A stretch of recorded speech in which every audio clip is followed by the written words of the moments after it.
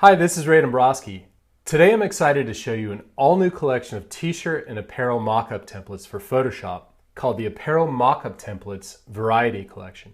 This set includes one front, back, and side view for 21 different men's and women's styles.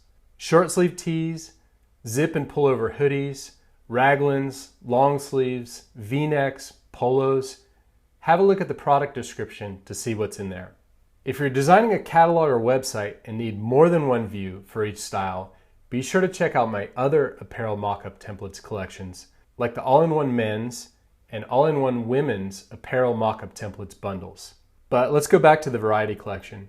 In my mind, these are the best looking and easiest to use apparel mock-up templates you can get. All standardized to 4,000 pixels tall. They were photographed on a mannequin with studio lighting. So they have an amazing amount of detail and a lot of automated features that will help you make your designs look as if they are actually printed. Let me show you around these templates and how easy it is to mock up your designs. So when you download these templates, each one of them comes in a separate folder. And here I'll show you the men's zip hoodie mock-up templates. And the first thing about these templates I want to point out is how high resolution these are.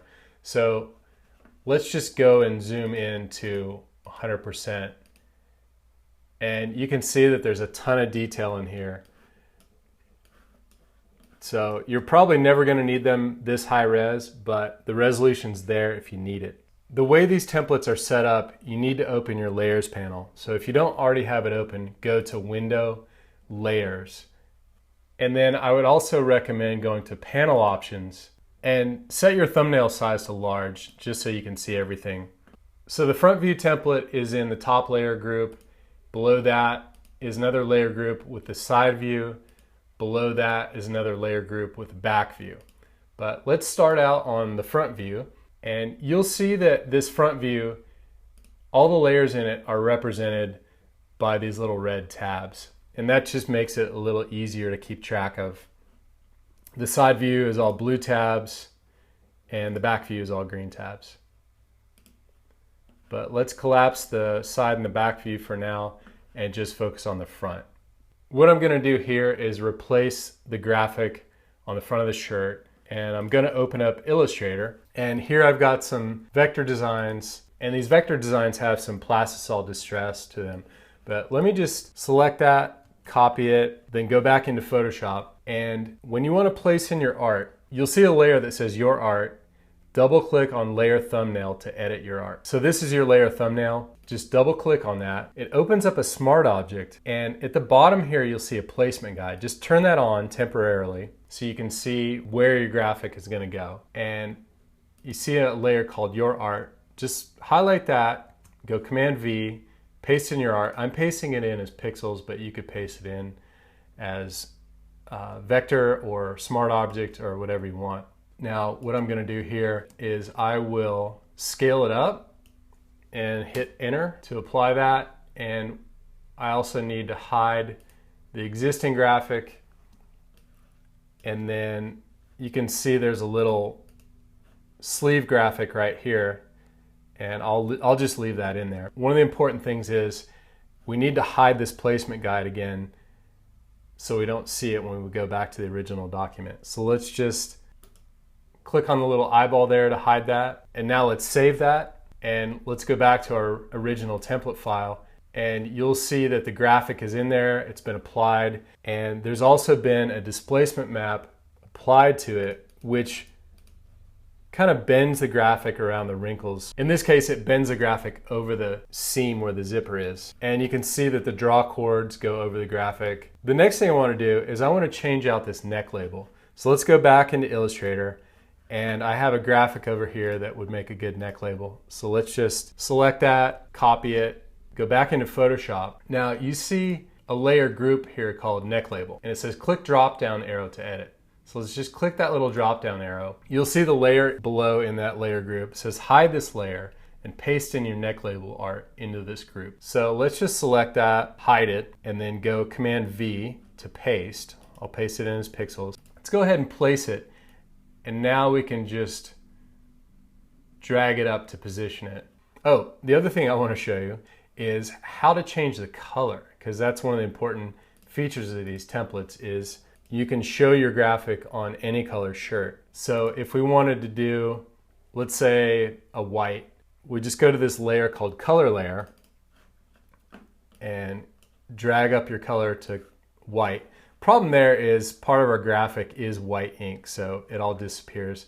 So let's turn it to like a medium gray, and you can see how that looks. Now, if you want to do a black shirt, instead of dragging the color all the way to black, that hides all the highlights and shadows.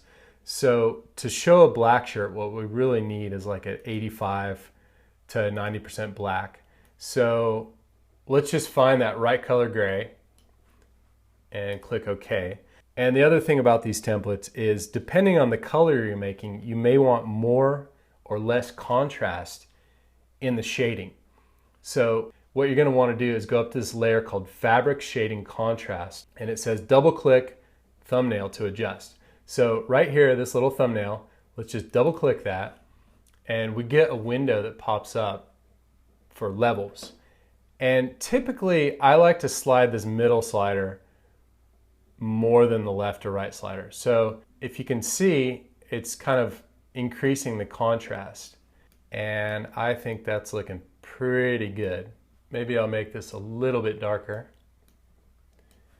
And now what I want to do is I want to apply this color to the side and back templates. So what I'll do is I'll have this layer selected, get my eyedropper tool, have samples set to current layer. That way it's only sampling the gray in that layer, nothing else.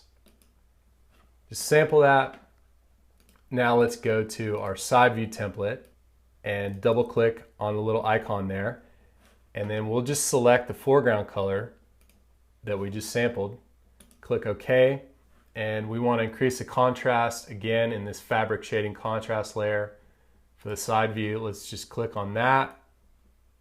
And I'll ramp up the levels of that medium slider just a little bit. And now let's go on to our back view, and I'll do the same thing. Select that foreground color we made. Tweak the levels just a little bit just to give it a little more contrast. The nice thing about how these levels are set up is it's non-destructive. So if you decided, oh, that's too much contrast, you can always go back and move your slider around, and you're not degrading the template at all.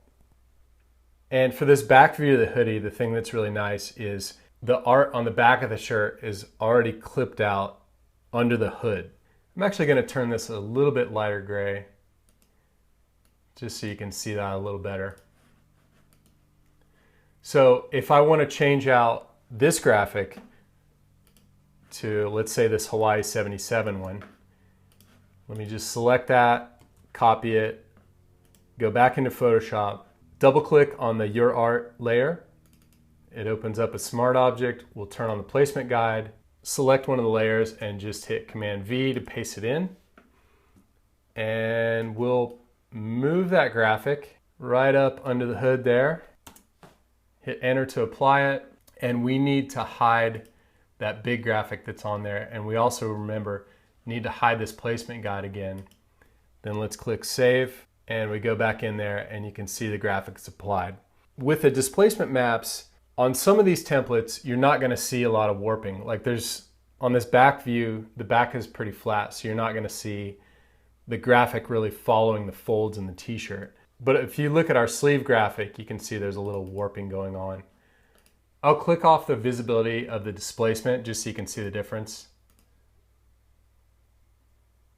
So that just adds a little bit of realism.